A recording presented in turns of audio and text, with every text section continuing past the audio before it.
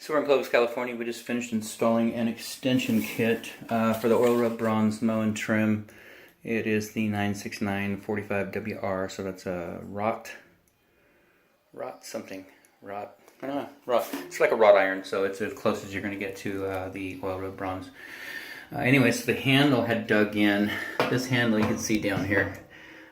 It had been scraping the plate and making it difficult to function. We have another video from the different service call where we actually repaired this valve, put a new cartridge in, got it going, but we did need to get an extension kit for it. So that's the product right there. Extension kit's installed.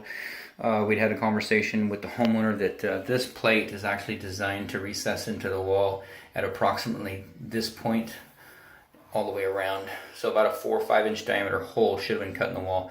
Unfortunately, the tile guy just roughed in enough to allow the cartridge to be removed back and forth, and not even enough for this screw to mount. They had to actually drill a hole through tile to mount that screw.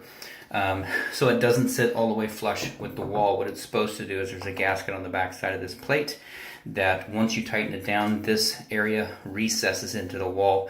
The gasket seals against the wall, and that keeps water from rolling back in there. Unfortunately, without grinding and tooling, and then also running the risk of damaging tile, which if you chip it wrong, it could track and go ahead and bust out here, and then you've got a tile repair. So we just went ahead and mounted it back the way that it was, and then we took a nice big bead. You can see on this side, it's pretty thick. So that's how far away that it's standing off. It should be recessed in the wall, but it's standing off of the wall. So nice big bead of silicone around here, all the way down, almost to the bottom, you can see down there. And that's just to keep water, any surface water that rolls down this wall is going to hit that silicone and translate around. We put some all the way around this side too. This side's sitting a little bit nicer, so there is silicone all the way around this side as well.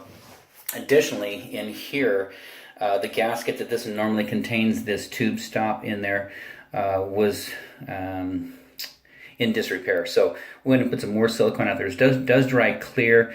It's hard to work with silicone because it leaves residue on your finish, but we want to make sure that gets sealed as well, because any water that gets back into this cavity gets down into the membrane down behind the tub and begins to cause damage. So that's sealed as well with silicone. So let this dry for 24 hours. You should be fine. Functionality is good now. Keep in mind this lever, one finger on, all the way to here. You don't need to crank this on past what it's designed. Real gentle with it. The rougher you get with this faucet, the more things could go wrong, because it's just it's a plastic cartridge with a brass stem. It's extended out pretty far, so if you start cranking it too much, it just moves things around. So not a great design, but that's what we've got for this application. Rough valve in the wall is just too deep, and that was the original problem. So anyways, trim kit is set. Actually, extension kit is set, and outside of that, this installation is done.